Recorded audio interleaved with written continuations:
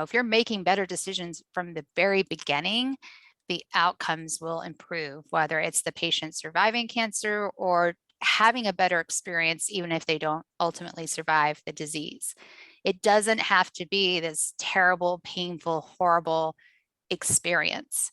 And it's very, very hard. There's almost too much information out there. And so my goal is that we get people the moment of diagnosis. Oh, what is up? This is Christian D. Evans, host of Journey with Christian D. Evans podcast. And I just want to share with you real quick, thank you. Thank you so much for listening to this podcast. It really means a lot to us, but also our community. And, if you like this, please share this with your friend, your family, a colleague, someone that you don't even like. Definitely share that with them. And then also leave a comment and a review for us. We really do appreciate that. And show our guests some love if you find that this episode really resonates with you.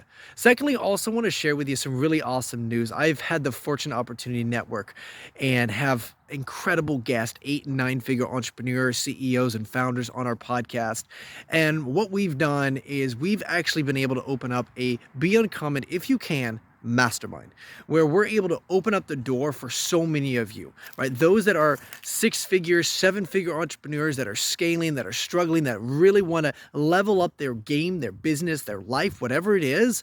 I'm able to open up that door for you with this Be Uncommon If You Can Mastermind. Now, we're only taking a select few of individuals. So what you'll need to do is go to christiandeevans.com/mastermind now. And the link is actually in the description as well.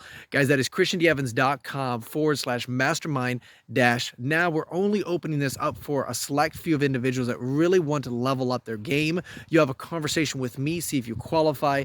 And guys, enjoy the episode. And remember, be uncommon if you can. Cheers.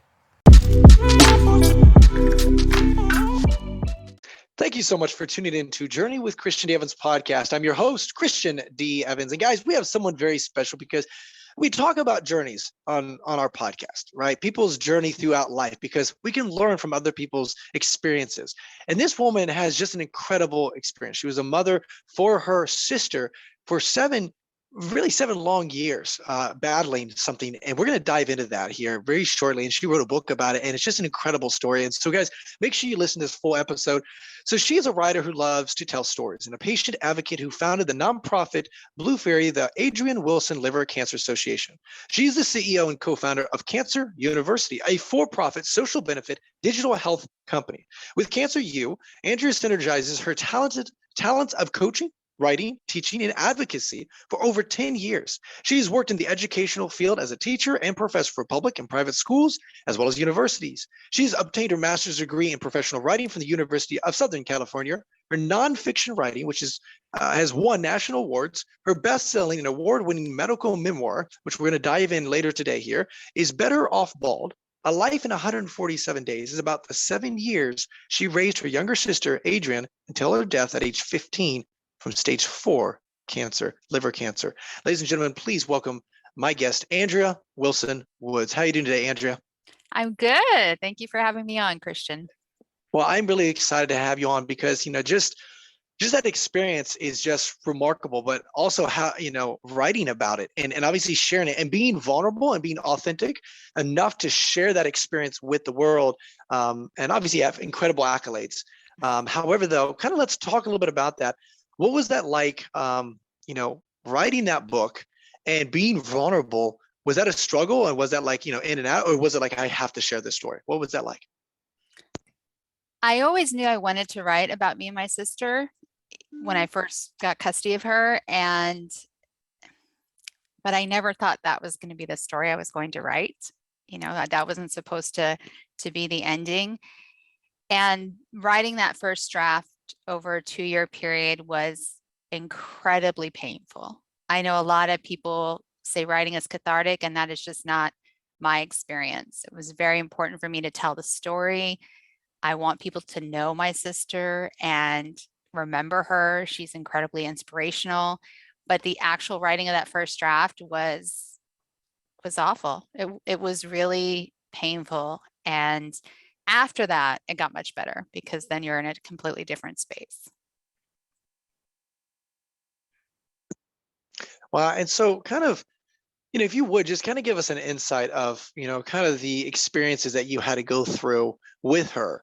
from obviously the devastating news to obviously the struggle for many years, right? It's ups and downs and positive and negative, and it's emotional in a roller coaster.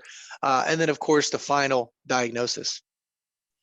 Sure. So when I was 22 years old, I was living in Los Angeles. I had graduated from USC, and my 8-year-old sister, Adrienne, came to visit me for what was supposed to be a 2-week Christmas vacation. The day after Christmas, our mother called and said she didn't want to be a mother anymore. And I've never forgotten those words. And she asked me if I would take care of Adrienne and keep her, basically not send her back on that return flight. And I said I would. I never hesitated, but I knew that if I did, I wasn't going to give her back. And I was very clear about that with my mother, because I could see the effect that my mother's lifestyle had had on my sister. And there had been a slow deterioration over time. Our mother was a drug addict, and she lost what financial stability she had. She refused to go to rehab, and it was just wreaking havoc on my sister's life. So I ended up getting custody of Adrienne. I eventually did go to court and sue for legal custody and won quite easily. And I raised her all through my 20s. And then a month after her 15th birthday, she was very unexpectedly diagnosed with stage 4 liver cancer. And it was truly shocking. The day before she was fine. The next day I came home from work and found her in the living room curled up in a fetal position crying. And this was a kid who never cried.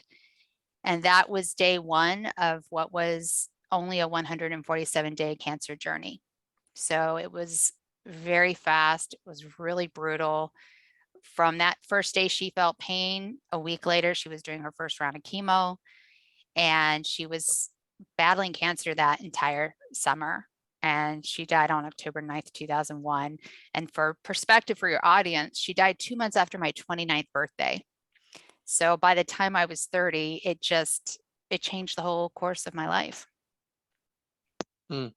And let me ask you this, because see, first of all, having that responsibility, and then obviously having to be the mother, right? There's a dynamic where, okay, you're old enough to be like, okay, hey, I'm ready for kids anyways. But there's also a point where it's like, hey, I'm living my life, and we're supposed to just have a sister relationship. But then obviously coming in and be like, hey, it's a motherly.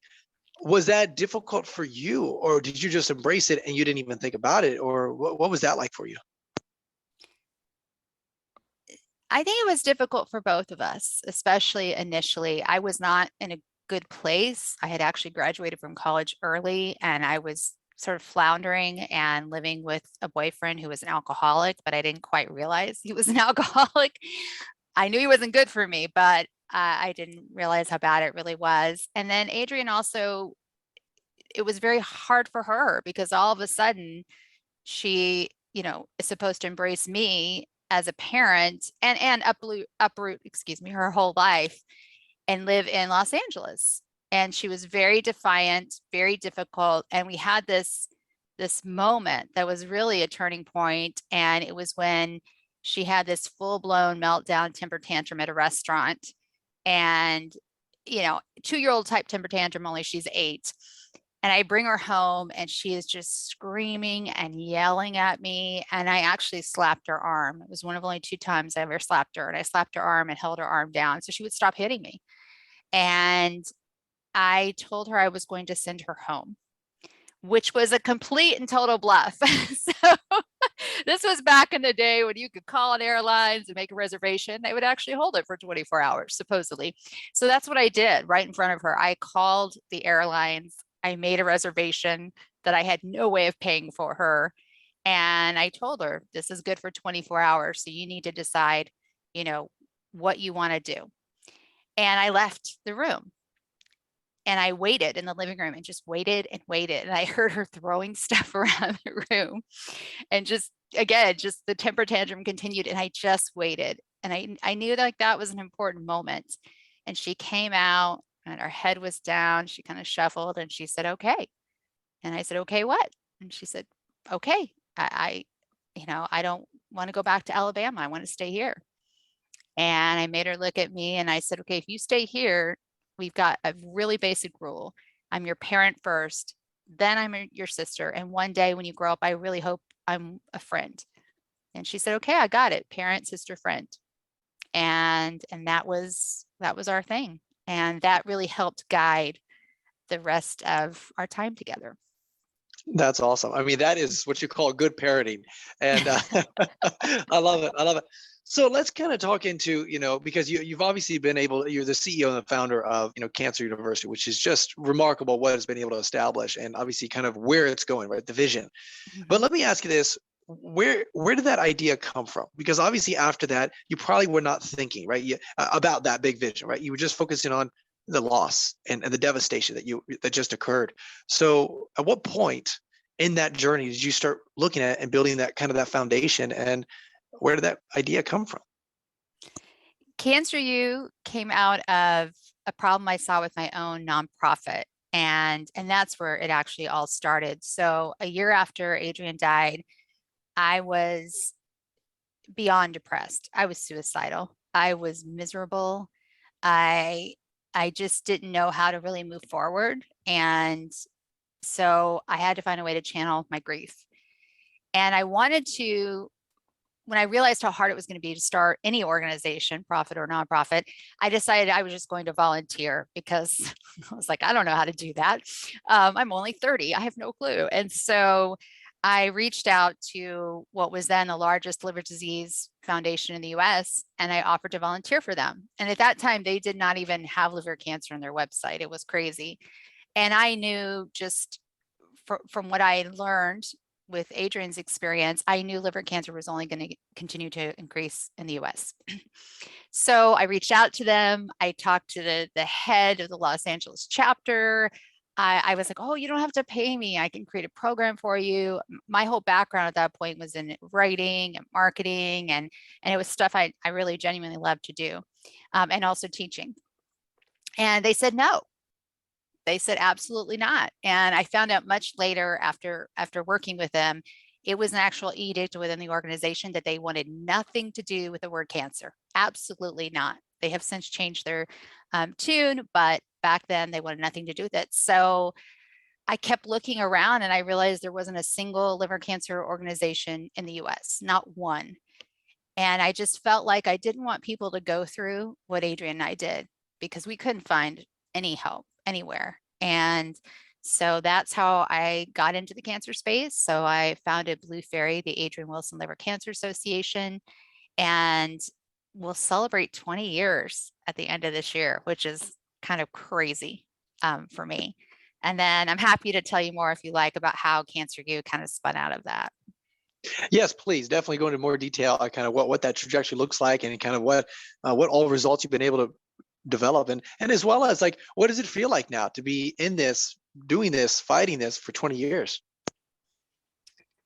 Hold that last question.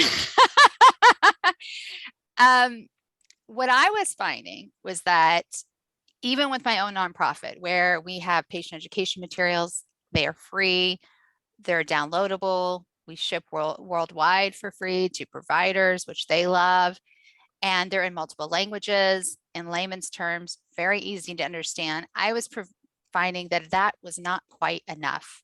And so when I was raising Adrienne, I was a teacher, and after she died, I went back to school. I gave USC even more of my money and got my master's degree in writing and became an adjunct professor. So, and I'm a certified coach. So teaching and coaching, that's my wheelhouse. And so I have been coaching patients and caregivers pro bono for more than a decade. And it just got to the point where it was sort of out of control, where I just couldn't manage it anymore. And I just didn't have the heart to charge people. But what I found was information isn't enough for most people, because it doesn't come with any sort of action step. And they really wanted that connection. They wanted to have that conversation with someone, whether it was on email or phone, or text, or God forbid, Facebook Messenger. And people were sending me their medical records. I mean, it was crazy. And I just kept thinking about, okay, how do I solve this problem where education isn't enough? There needs to be a coaching component. There needs to be a community component where people can speak to one another and get that support. They want to hear about other people going through the same experience. And how can I scale that? And one of the things I found was that I was often saying the same thing over and over. And so that really got me, my wheels turning about, okay, so there is a way to do this. And I love school. And the idea just came to me like, oh my gosh, it's like going back to school when you get a cancer diagnosis, because it's a whole new world. You often have to make decisions incredibly quickly, and doctors all speak in acronyms that you've never heard of before, maybe besides NCI. Most people know what that is. And it was really confusing. And so I had this crazy idea for Cancer University. I was very, very not skeptical, but a little cautious about it, because it's one thing to go from a nonprofit in a very, very specific disease space where I'm very well known versus going into a for-profit and what is a true health tech startup. And so what I did was I entered a competition. I entered the Astellas C3 Prize Changing Cancer Care competition. It's an international competition. It's held every year. And I had this idea for Cancer U, and I thought, I'm going to just I'm going to enter the competition. I threw together a webpage. I had nothing but this idea. And that year, out of over 160 entries from 21 countries, I got in the top 10. So that was the semifinals. I interviewed with the Astellas executives, and they loved it. They saw where I was going with it. And that was really sort of the turning point for me. I was like, okay, I'm going to pursue this. I still spent another 6 months vetting the idea. And then I got a co-founder because I didn't want to do it by myself. So I have a co-founder that has a totally different skill set than I do. Highly recommend. And we've been bootstrapping the business for 4 years. And now we're raising a seed round of funding to really take it to the next level. That is awesome. That is awesome. That journey a little bit. Now, to kind of tell me and dive into, I mean, what does that feel like now to actually have this idea and develop it into an actual developed process and profitable business? I want to be really honest and say I'm just one of those people. I'm never satisfied, ever. And I'm always looking for a way to do things better. So I'm not satisfied yet. I'm not Uh, satisfied.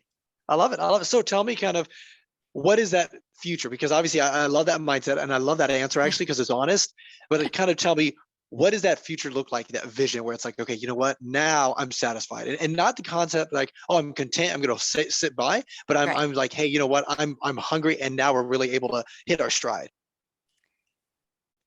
My big vision is that from the moment you hear the words "you have cancer," that your doctor refers you to Cancer University.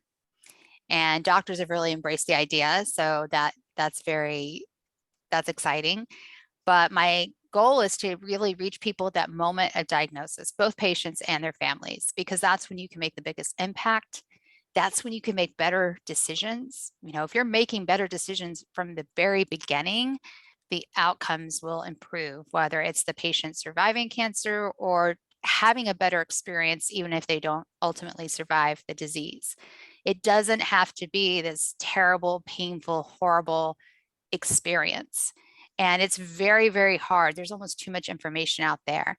And so my goal is that we get people at the moment of diagnosis, we actually improve outcomes, we lower stress for patients and their families, and ultimately we reduce costs. And so I want it to be the university that nobody wants to go to, but everybody knows. And if you hear those words, you know that you're going to be in good hands. You know you're going to find the courses you need. You're going to find a community. You're going to receive coaching. And you're just going to have this sort of unending support for as long as you need it. So I like to say I want us to be ubiquitous. I want us to be everywhere. Let me ask you this, because see, a lot of times I hear a lot of companies doing the nonprofit side of things, right? Mm-hmm. And obviously that vision, it is very nonprofit, but you decided to structure it more profit based. I did. And I kind of get an idea, but I'd love to get your kind of thought process on the reasoning why you did that instead of doing the traditional nonprofit. Well, I've been in the nonprofit space for a very long time, and I know its limitations. And it can be very difficult to grow a nonprofit, even though there are huge nonprofits out there. And the actual process of running a nonprofit, how you go about getting funding, how you go about getting grants, it's very tedious. And it's still, in my opinion, very outdated, and it's very frustrating And I didn't feel like we could grow to the scale that I want us to by going the nonprofit route. Gotcha. And so with that vision then, what would be the next step to really, put the fuel on the fire, put the pedal to the metal with like, okay, now we're hitting that next level? Because I know the power of your vision, and obviously you got a lot of doctors on board. What's the next hurdle, if you will? Is it just kind of building the infrastructure a little bit more, or what does that look like? Closing the seed round so we can build the infrastructure. So we can really take it to this minimum viable product and fully build it out, and also be able to invest money into sales and marketing, which we really haven't done. Mhm. Spread the message. Wow. So tell me, kind of, let's go back a little bit to your story, right? Because I was thinking about a question as you were talking. Because see, when you were running through all that stuff with your sister, medical bills, and obviously you're 29 years old, and you're in a state that's very, very just, it's expensive. And so my question is, like, what did that look like, and how did you get through that process? Because like you said, your situation wasn't the best, but what I loved it was you were a fighter, and you probably learned a lot of experiences. And so I'd love to kind of talk a little bit about that. Yeah, I'll share two experiences. So the year before my sister was diagnosed, I was very sick and didn't know why. And I didn't have health insurance for myself. I had health insurance for her through a loophole in the California law, which I'll explain. But for me, I didn't have health insurance. And it ended up that my appendix burst and I was in the hospital, and I was there for 5 days. And it was bad. And I had almost $20,000 worth of medical bills that were sent to me. And what I tell people is the squeaky wheel, man, the squeaky wheel. You have to be persistent. And I didn't have $20,000. I mean, I didn't even have $1,000 to my name at that point. And I was able to get every single one of those medical bills eliminated. And it took time. And I found different resources. In some cases, the doctors themselves just forgave the bill. But I mean, I not only had the hospital bill, which was the majority of that, but I also had a bill from the anesthesiologist, and I had a bill from the surgeon. I mean, I felt like I had a bill from sort of everyone. But I got all that medical debt wiped clean and never even hit my credit report. But it took constant persistence in doing. And I always say that being resourceful is my number one skill, and I was. Fast forward to less than a year later, and Adrienne's diagnosed. And there is a loophole in the California law. Thankfully, I actually read the fine print. And it says that if a parent is, or a child is a guardian of the state, they are entitled 100% for Medi-Cal, which is California's name for Medicaid. And to be a guardian of the state, the child can be in your custody, but you cannot adopt them. And that's the reason I never adopted my sister. If I had adopted her, she would not have qualified for medical insurance, but I didn't because of this loophole. And she had full medical coverage. And then in addition to that, California isn't always the best state to be in, but they do have a lot of programs for children with serious illnesses. So in addition to the medical insurance I already had for her, within 5 days, she qualified for this other program. So on the rare occasion when I did get a bill, I just resubmitted it. I refused to pay for the bills because I knew she was covered under one of two programs. And so I can say that maybe the only part of her cancer journey that was positive was that we didn't have any medical bills. That is huge. That is huge. Actually, that's really cool news, because I was not aware of that. And that is really neat to hear that. That was not another like weight of, a ton of weight on you. Yeah. So let's kind of talk a little bit, because I love what you're saying, because a lot of our listeners, they run several $1 million businesses, right? And I love what you said here in regards to, resourcefulness, right? And I think it's a very well often used word, but I think sometimes maybe we need to identify or maybe give examples. So when you were running into that situation for yourself personally, what were some strategies, or how did you think, I guess is a better way?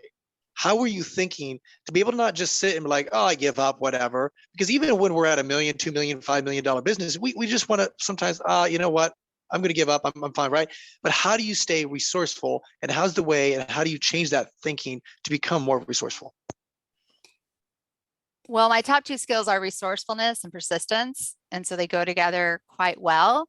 And with that situation, when my appendix burst and, finally get out of the hospital, come home, and I still had a couple more weeks of post-op care to pay for as well. And I get all these bills.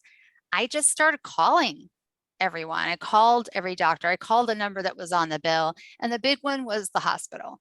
And I said, is there anything that I can apply for? Is there any sort of, grant? And I was very forthcoming. I provided my tax returns, basically proving that I was poor. And I also said I'm raising a child and I had to prove that I had legal guardianship of my sister. And the real big step was the hospital said I qualified for a program that, by the way, they never advertised. I had to ask. I had to really be proactive about it.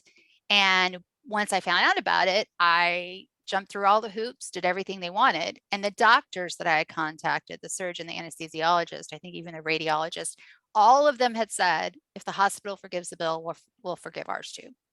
And that's what it took. And so I'm always encouraging not just patients and families, but people in general, that you have to be proactive about almost everything in your life. You have to take the initiative. If you want something to happen, if you want something to change, if you want to make a difference, you have to really, take charge in that sense. And that's, same thing with my sister's health insurance. When I found that loophole in the California law, I just immediately got her covered, not ever thinking we would need it the way that we did. But I was just thinking, okay, I want to make sure her, annual exams are, covered. I want to make sure, I just wanted to make sure things were covered. We'd had an experience a few years earlier when she was still quite young, when she was 9 and 10 years old, where she had so many cavities because my mother never made her brush her teeth. And she ended up having a root canal when she was 10 years old. And none of those bills were covered. And I just wanted to make sure that didn't happen again, because it took probably 2 years to pay off those dental bills for her. Wow, wow. And so, because you're talking about certain traits that I'm going to be honest with you, I don't see a lot in other people, right? We're very excuse oriented. There are very few people that are solution seekers, right? And have that mindset. And we like to just justify and the reason why I'm not where I want to be in my business, in my life, in my whatever, right? Right. Fill in the blank. So I guess to me, Andrea, where did you get that? Where do you think that kind of came from? God, I hate to say childhood, but a lot of stuff in life boils back to childhood. I think it helps that I'm a different generation. I'm a Gen Xer. I'm that generation that everybody forgets about between millennials and baby boomers. So I know that actually is an inherent trait of Gen X generation for most of us. But a lot of it had to do with my sister and I had the same mother, but different father. Her father actually died before she was born. My parents got divorced when I was 10 years old. I'm the oldest. I have a brother who's 3 years younger than me. And I was always in charge, even before my parents got divorced, but especially after. I was always put in charge. I was expected to take care of the house. And that didn't really count cooking, because all I could do was toast Pop-Tarts. But I cleaned the house every Saturday. I made sure my brother put his toys away. He was always with me. I had to take care of him. Um, it was an expectation in the household with my mother, and she was a workaholic, but also her drug addiction was beginning. So she was incredibly unreliable at times, and not totally unstable yet, but getting there. I couldn't count on her. I remember when I was 6 years old, I learned how to walk home from school because my mother forgot to pick me up. And I had a little friend that would walk me home who was 9 or 10, but on Mondays, she wasn't able to. She had Girl Scouts or something. And my mother always picked me up. And my mom didn't show up. And I had to figure out how to get home. And I'm not good with directions. I can promise you that. So I rely on Google Lady for everything. But I figured it out. I was like, I have to get home. I can't just hang out here. And there were no adults around. And so that happened a lot. It happened a lot where I just had to be self-reliant. And especially by the time I got my driver's license, after that, everything was put on me. I did the grocery shopping. I did everything. Well, see, let's kind of dive into this because see, what I always Sure. find very interesting about resourcefulness, specific those traits, and definitely persistence as well, is we talked a little bit about obviously overcoming that $20,000, right? But the reality though is you took those same traits and really deploy them effectively at this cancer university, right? And the reason why it will explode to the levels that you're visualizing is because you know that you just over a long enough period of time, it will produce results, right? A big stone over enough time the water will evaporate into basically a small stone, right? And the reality is that it's consistency and tenacity. And so my question really is, like you said, where that came from, and obviously explaining kind of the childhood, right?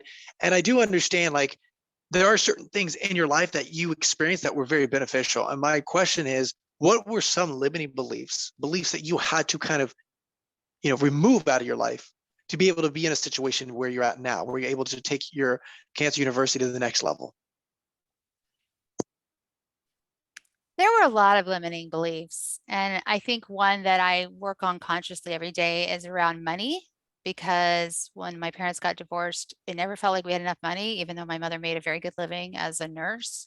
And then when I got into high school, my mother turned over managing money to me and balancing her checkbook.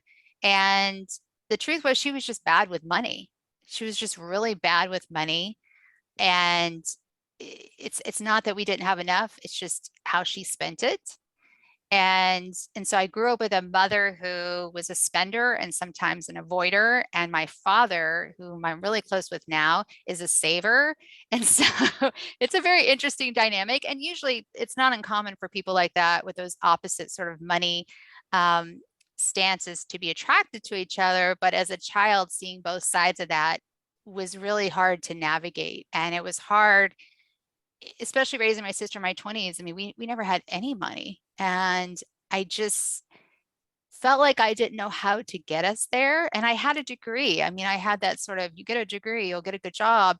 But I also had this very sincere wanderlust and this desire to control my own destiny. And I really hated sort of a typical 9 to 5 job. And also, it was very important for me to have flexibility, because I was there for everything with Adrienne long before cancer, whether it was a school recital or graduation or whatever. I always wanted to be there and be highly involved. And so that required a degree of flexibility, which was really hard to find back then in any sort of job. So I would say money is the mindset was a big one that I still work on. And the other one that we were talking about before you hit record was, I really did not understand this idea of loving myself first. I really didn't, because Adrienne was my whole world, and I'll try not to get choked up.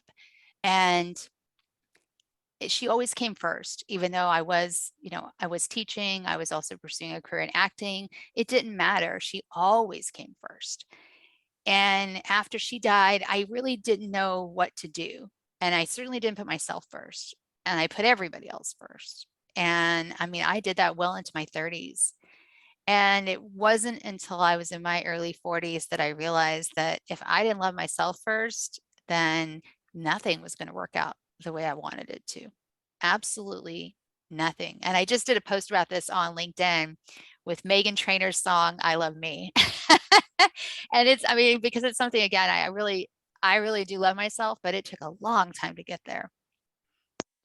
And I appreciate you being authentic and sharing that because, first of all, those limiting beliefs, you're realizing those, right? And then obviously you had to acknowledge it, which is the toughest part, but then obviously reassess. So my question with both of those, right? And let's talk about like loving yourself, right? Because I do see that in today's world. What was that process like? You said that it was early 40s that you realized that. What caused that? What was the precipice that like, hey, you know what? I've got to deal with this. And then what was the kind of the process like to help you through that? So let me set the stage. So I had gotten married in my 30s, and the marriage, for most of it, was not very happy. We were just not well matched as spouses. We might have been as friends, but not as spouses. And also I had gotten to the point that I was ready to leave LA, but I felt like I couldn't, because my ex-husband is in the entertainment business. Most of his work is in Los Angeles, and I felt very stuck in Los Angeles. So much so that I consciously tried to fall in love with LA again. I mean, I was really struggling. And then as our marriage continued to deteriorate, there was this moment that, to protect him, I don't want to share yet, but there was this moment where I was like, okay, like this is, I'm done. I need to figure out what's best for me. It still took another year. And one day I realized I just had to leave Los Angeles. Like I had to leave. And it didn't matter where I was going. People got super hung up on the destination when it was truly about the journey. And to his credit, my now ex-husband was probably one of two people who was supportive of that decision. And I didn't have a plan. I had a little bit of savings. I had no plan whatsoever. And my ex-husband helped me make it happen. We were still married when I left Los Angeles. We stayed married for almost another year. But he knew how unhappy I was and he couldn't fix it. And I just had to really shake up my life. In doing that, I moved to Birmingham, where I live now, which is actually where my sister was born and where I went to high school. And I lived by myself for the first time ever. And I know how strange that sounds, but if you've ever lived in Los Angeles, you know it's crazy expensive. And I always had a roommate or a housemate. And then the few times I didn't, I had my sister. And so even for that time, you know, when I was the only adult, I still had never lived alone. So I didn't live alone until I moved to Birmingham and I was 42 years old. And one of the things about living alone was I said, I'm going to have to decide if I like myself. I started with like, I didn't even go with love. I said, I'm going to decide if I like myself. And if I don't like something, do I want to change it? And it turned out I really did like myself, like the good and the bad. I'm not perfect, but I liked myself and I liked living alone and I liked having this sort of quiet time. And one thing I figured out was everyone assumes I'm an extrovert, and I did too, but I'm actually an introverted extrovert. I mean, I like spending time around people, but if I spend too much time around people, then I get exhausted. And so I actually need this quiet time to myself. And so I returned to some things that were really positive. When I was a child, I read every day, hours when I would go to bed. I would read, and I read every day now. And so it really was a series of baby steps. And in liking myself, I began to love myself and I was ready to leave my marriage. I let go of a few friendships, one in particular before I left Los Angeles. And also then I met some amazing friends. And then I also met my partner that I'm with today. And we've been together now almost 7 years. Wow. Wow. What a journey. And so, because the Andrea, what I find so interesting about today's world is the self-image, right? Which is like, identifying that, you know what, I love myself regardless, right? And the self-image, many of us, we don't really step back. What I've realized from talking to people is we don't step back and say, okay, what is my self-image? What is the root cause? How do I really, what is my self-esteem? Where is that coming from? And the reality is a lot of people are saying, okay, I get it from my job. I get it from ABC. I get it from money. I get it from whatever, right? I get a lot of my self-worth or self-image from XYZ, right? Right. And what I find so interesting about what your process was you stopped and you realized that, and then you had to come to that conclusion, but it wasn't like instantaneous. It was over a period of time. Who came alongside you? Maybe mentors, or maybe just books, or maybe other like third-party mentors, right? They don't know who you are, but they just their words, spoke meaning to you. Who were those people that were part of that? Oh my gosh. Okay. I have so much to say about this. So I'm actually taking notes. Well, I'll share this. So Gloria Steinem said that self-esteem isn't everything, but without it, you have nothing. That's 100% true. And I just don't think I realized how much it applied to me. So that's one. Also, I got this advice when I was in college, when I was 19 or 20. And at the time, I didn't understand it at all. And it's the top best pieces of advice I've ever gotten. And it was from an acting coach. And she said, do not confuse who you are with what you do. And And that is really hard, I find, for most people to understand. And the best analogy I can use is Steve Jobs. And Steve Jobs, computer genius, revolutionary, no question, father, husband, that's who he is. What he did was he co-founded Apple. And keep in mind, he actually got kicked out of his own company. So if his identity had been linked to Apple, he never would have gone on to further success with Pixar and then returning back to Apple and everything else that he did. And in fact, he actually failed after Apple with that one company. I think it was Next. And so that's what I mean by don't confuse who you are with what you do. And that is, if you can wrap your brain around that, it really frees you up so that if you have a failure, if something doesn't work out, or you decide to leave a job, then your identity is not attached to that. It's attached to something that's inside of you. So for me, I mean, I am still a sister. I'm a daughter. I am a lover to my partner. I'm a friend. And at the end of the day, no matter what I do, I'm a storyteller. And so that's who I am.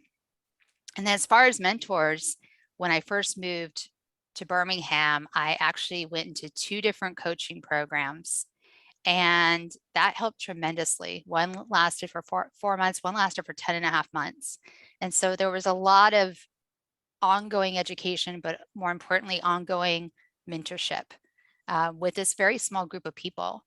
And I did too much during that time, but I also did a yoga teacher training, and I had already done one before in Burbank when I still lived in Southern California, but this was a second yoga teacher training.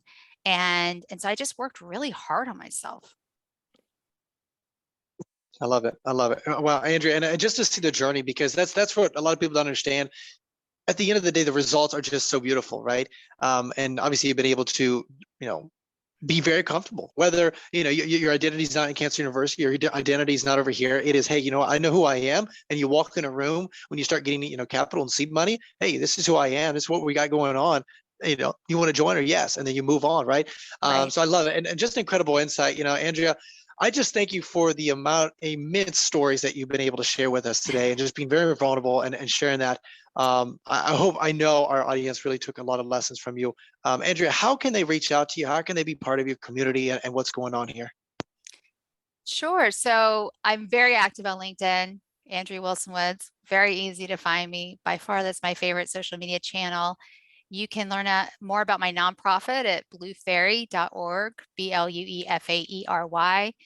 Cancer University is cancer.university. And my personal website is andreawilsonwoods.com. And my book website is betteroffbald.com. And all the social media channels are there as well. Awesome. And guys, those links will be in the description below. So make sure you click on that. Make sure you be part of our community and what's going on with what she's got going on. Andrea, again, I just appreciate the value that you brought. Before we let you go, though, fully, is there any last words of wisdom that you'd like to share with our audience? I'll give you, how about the second best piece of advice I've ever gotten? Let's do it. Let's do it. Okay. So there's this idea, and you see it constantly. Treat people the way you want to be treated. It's called the golden rule. And I found out that actually didn't work very well. And then I had a yogi, sort of a yogi professor, right after I moved here, say, you need to treat people the way they want to be treated. And some people call that the platinum rule. And that's really difficult, because sometimes you look at how people want to be treated and you're like, I don't understand. I don't get it. That's not what I would want. But I find that works so much better. And also to really let go of expectation. There's a wonderful book called The Four Agreements, I think it's called. And the essential 4 agreements. And I have this like little post-it right here on my desktop. Be impeccable with your word. Always do your best. Don't take anything personally. That's so hard. And don't make assumptions. Also very difficult. Those last 2 are the big ones for me. And I look at that every single day. Wow. Incredible insight, incredible wisdom there. Guys, that is Andrea Wilson Woods with Cancer University. Guys, that is Journey with Christian D. Evans podcast. Until next time, be uncommon if you can.